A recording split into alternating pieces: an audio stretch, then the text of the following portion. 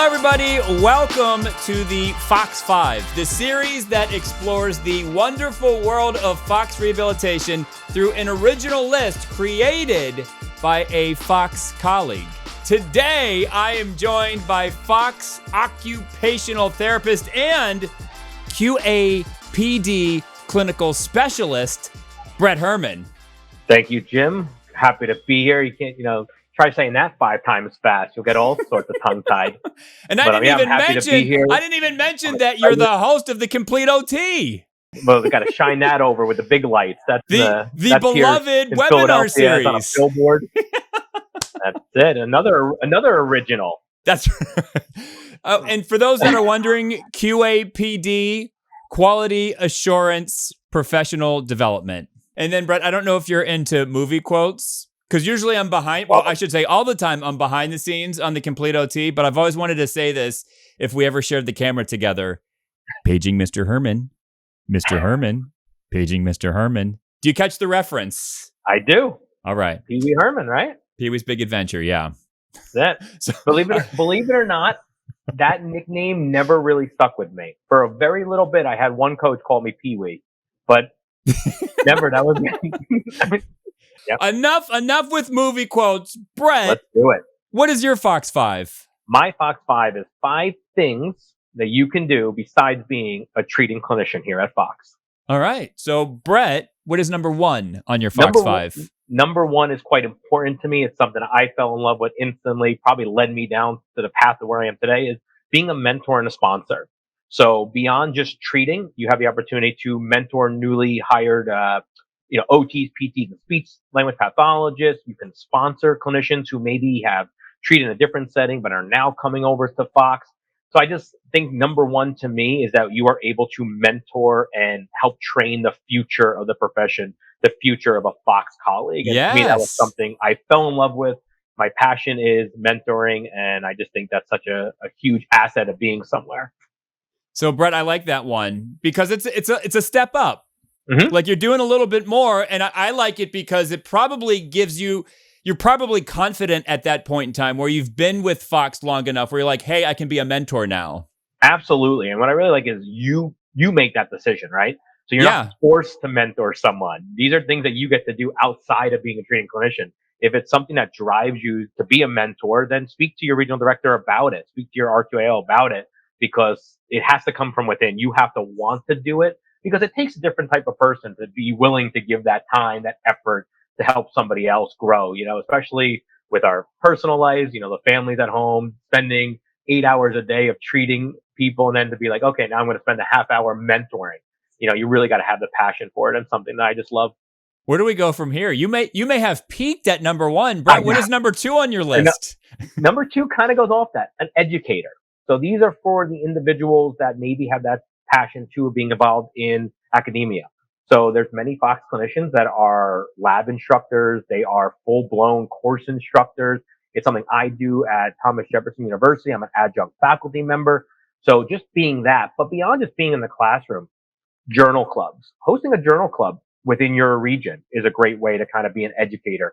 Hosting a CEU, you can go on MedBridge, watch a CEU, and then kind of reflect about it with your group. They have book clubs in each region. So I think just that idea that you can be an educator, continue to learn, get PACE points, so that's always a positive there. So I just thought an educator is another great thing to do besides being a treating clinician. Yeah, and PACE stands for Professional, Academic, and Clinical Excellence. Yes. We didn't plan that, everybody. We didn't plan that. That was just first try. Jinx, you owe me a Coke. All right. But I'll break the jinx right now because you have to get to 3 on your list. You got number 3, a presenter. For those who don't know, I have presented at national conferences. I presented at state conferences. I presented at job fairs. I presented at health fairs in my senior living. So I just think being a presenter, having the ability to spread the message of Fox, spreading the message of therapy, spreading the passion of, abolishing ageism, whatever you're passionate about, I think is really important. You can be a presenter, and it doesn't need to be at the national level. It doesn't even need to be at a conference. It could just be, hey, you have 5 minutes, 10 seconds in an elevator with someone in an apartment complex, and you're going to present to them what is Fox. And I think that's really special to have that ability to get a microphone, Yeah. literally, right? You kind of have the platform to speak about what you like. And we should say that the more you do it, the more comfortable you get with it. Absolutely. I know, and people have jitters, but I'm like, you do it a few times, the jitters will go away.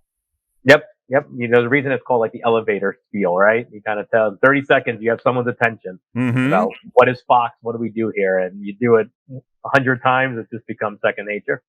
So Brett, what is number 4? Number 4, a leader, right? This is something I think a lot of us value and a lot of us really strive to be, is a leader. So here at Fox, besides being a treating clinician, there are tons of different avenues you can go down. You could be a regional director. You could be an RQAL. You can be part of the documentation review team. You could sit on groups that are new initiatives that are coming out. There are so many new initiatives at Fox that there's probably 10, 20 that even Jim and I have no idea what's going on. Right. But you can be that. So I think being a leader and having the opportunity to grow and find your path is really important.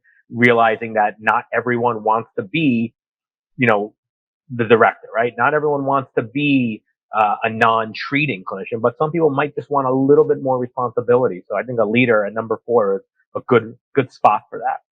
And Brett, that brings us to number 5 on your Fox 5 to complete it. Number 5, I think I'm gonna take a little spin here. And it's something that I really value, and that's friendships. I think beyond just treating clinicians, I know it might be a little corny, but it's true. It's not corny. You could be a friend, right? There is life outside of work. I could shout on top of the mountaintops about work-life balance. So finding those friendships, right? Building those bonds with other clinicians, doing things that are non-work related, not even anything Fox related, but you're just going out with friends.